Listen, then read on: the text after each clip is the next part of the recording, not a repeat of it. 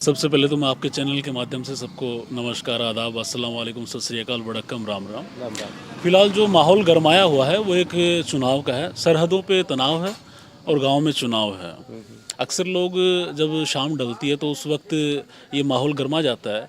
कहीं पॉकेट में पैसे होते हैं, कहीं शराब के अड्डे हैं, तो इनके बीच में कहीं ना कहीं माहौल लेफ़्ट और राइट में चलता रहता है। लोग क्या है कि अक्सर दिलों में तो आग, लबों पर गुलाब रखते हैं, सब अपने चेहरे पे दोहरी नकाब रखते हैं।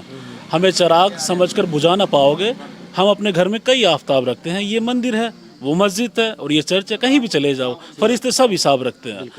अब चुनाव की मैं बात करूं, सबसे पहली बात होती है कि एक तुलनात्मक अध्ययन होता है। कहीं भी चले जाओ, आप किसी भी एरिया में चले जाओ, जो सरकारें आती हैं आकर के चली जाती हैं, एक तुलनात्मक अध्ययन जो किया जाता है वो कार्यकाल का होता है। उसी से आप नतीजे आंकड़े निकाल सकते हैं कि सच क्या है, झूठ क्या है। कितना फायदा हुआ, ठीक है, कितना नुकसान। हाँ। तो सब हैं अपनी दावेदारी करने के लिए मार्केट में आते हैं।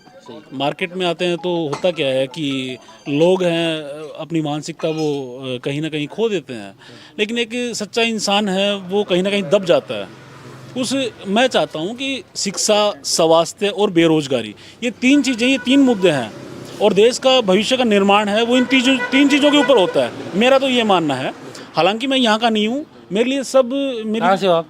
मेरा जो मैं खेतड़ी से हूँ सर। अच्छा, खेतड़ी। हाँ, और मेरा मतलब इको मतलब झुंझुनू जिले का होते। बिल्कुल, और झुंझुनू में खेतड़ी विधानसभा है। नीम का थाना में चला गया हूँ वैसे तो। क्या काम करते हो आप? मैं फार्मासिस्ट हूँ सर। फार्मासी। पिछले अभी आपने कहा कि शिक्षा, स्वास्थ्य और रोजगार, इन्हीं तीन चीजों पे अपन बात करें तो राजस्थान में गहलोत की सरकार थी। क्या शिक्षा, स्वास्थ्य और रोजगार के ऊपर गहलोत सरकार ने कोई काम किए, और किए तो क्या काम? देखिए, अगर मैं अपनी बात करूं तो मैं नाराज़गी दिखाऊंगा। फार्मासिस्ट मैं हूं, वैकेंसी आई और वो अटकी हुई है। अभी जैसे कि ये मान के चलिए कि शिक्षकों की जो भर्तियां होती हैं वो कंप्लीट करवाते हैं। दावेदारी उन्हीं के ऊपर होती है ज़्यादातर कि चुनाव की जो दावेदारी होती है वो शिक्षकों के ऊपर होती है कि उनका ही कि हाँ सरकार जो इनको अपन जॉब देंगे। तो मार्केट में क्या होता है कि उनका पलड़ा भारी हो जाता है। टीचरों की वैकेंसियाँ पूरी करवाई जाती है, वो निकलती रहती हैं, अदर है वो भी आती हैं, कुछ पूरी हो जाती हैं, तो कुछ चीज़ें अधूरी रह भी जाती हैं और सरकारें ऐसे ही चलती हैं मतलब। लेकिन जो एक चेहरा जो आज तक नहीं आ पाया, एक सच क्या है, झूठ क्या है। और देखिए मेरे दृष्टिकोण में तो घपले हैं वो हर सरकार में होते हैं, ठीक है। लेकिन शुरुआती दौर में क्या होता है कि गांव की मैं बात करूं, गांव में सरपंच होता है, फिर एमएलए है, एमएलए से फिर जैसे कि सांसद और पार्लियामेंट में सब जाते हैं। तो ये सब देखते हुए एक शुरुआती दौर जो होता है, जो नींव रखी जाती है वो गाँव से रखी जाती है। और मैं पिछले यहाँ 6 साल से हूँ, मेरे लिए तो सब बराबर हैं। और यहाँ के लोगों को ही वो मंथन करना होगा, इस बात का ये मंथन करना होगा कि आप नौजवान बेस्ट कौन है। हाँ सर, नौजवान हो, आप क्या मंथन करते हो? अभी 5 साल पूरा अगर सरकार को अपन देखें तो क्या विश्लेषण किया? मैंने जो तीन चीज़ें आपने बताई कि इस चीज़ों पे सरकार को ध्यान देना चाहिए, उन चीज़ों को लेकर अगर गहलोत सरकार की मैं बात करूं, और अगर अपन कहें कि 10 नंबर से आप कितने नंबर देने चाहोगे गहलोत सरकार को? इन क्षेत्र में कैसा काम हुआ गहलोत सरकार?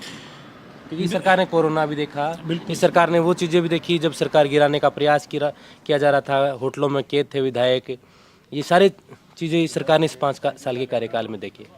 इस दौरान भी सरकार ने कई योजनाएं लाए हैं। क्या मानते हैं धरातल में उन योजनाओं का फायदा दिख रहा है लोगों को? देखिए योजनाएं बहुत सारी आती है, योजनाएं ढेर सारी रखो और जब घर से निकलो तो तैयार अपनी सवारी रखो। कहने का मतलब क्या होता है कि योजनाएं तो उन्होंने निकाल दी है, मार्केट में आ गई हैं, लोगों तक पहुंच रही है, लेकिन कहीं ना कहीं कड़ी जो जुड़ी है बीच में वो भ्रष्टाचार के तौर पे जुड़ी है। अभी जैसे कि मैं चिकित्सा के विभाग में बात करूं, पेशेंट है उनको काफ़ी सुविधाएं दी गई है, मैंने काम भी किया है अस्पतालों में। ये देखा गया है कि वो जैसे मान लीजिए भामाशाह है, ईसीएचएस है और चिरंजीवी योजना है, काफ़ी योजना है, उनके माध्यम से क्या है कि बहुत सारा पैसा अपने कब्जे में ले लिया जाता है हॉस्पिटलों के द्वारा, ठीक है। और सरकारी खजाना है, जितना चाहे लूट लो।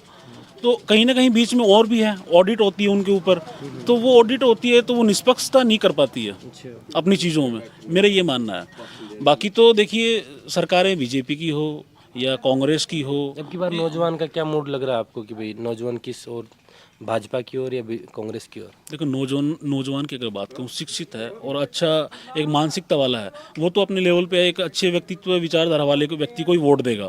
बाकी क्या होता है, घरों में अगर देखेंगे, जैसे ये लड़का खड़ा है, ये वोट उसको देगा जैसे इसका घर का जो पलड़ा है वो किसकी तरफ झुकाव दे रहा है। इनकी मानसिकता ऐसी बनी हुई है। बीजेपी का जैसे कुछ कट्टर नेता होंगे, अब वो ऐसे होंगे जैसे कि उनके घर में चलती आ रही है एक प्रथा, बीजेपी को देना है, कांग्रेस वाले कांग्रेस को दे रहे हैं। लेकिन वो चीज़ एक अलग होती है ना, जब अपन कोई एक ऐसा उम्मीदवार हो जिसको टिकट ना मिली हो और एक अच्छा मतलब काम किया उसने पहले भी, मौके हर इंसान को देना चाहिए, मेरा ये मानना है।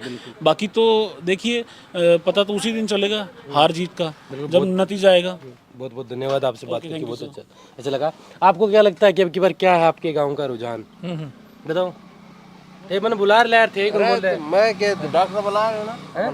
डॉक्टर हूँ तो मैं बात कर ली, डॉक्टर तो बहुत बढ़िया बात करी हूँ।